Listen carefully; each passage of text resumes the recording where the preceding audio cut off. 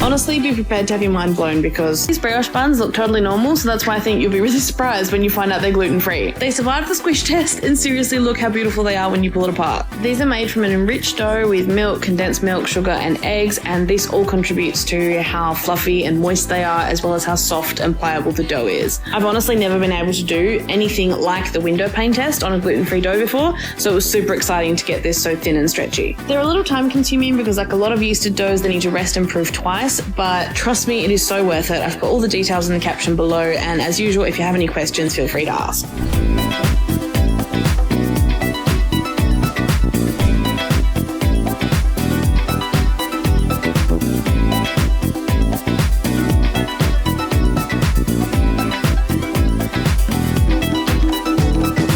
You might not have heard of furikake before. It's something you can find just about anywhere in Japan, and it's most commonly eaten as a topping on rice. Today I'm making it from scratch using O-Food seaweed snacks. I've got 2 types and they're going in the food processor, apart from that one. I'm adding chili flakes, salt, fried shallots, sesame seeds, and some dried chives. These are all going to go well with the seaweed to make this a super Moorish seasoning for the chicken wings. Once that's done and the wings have marinated, I'm tossing them through a starchy mixture to create the crunchy coating. Then they just get shallow fried until they're golden brown and cooked through. Make sure you turn them a lot so they're perfectly crunchy all over. After draining away any excess oil, add them to a bowl with the furikake and toss them around a bit. These are now full of flavour, especially umami from the seaweed snacks, which is why you have to try these crunchy, salty furikake chicken wings.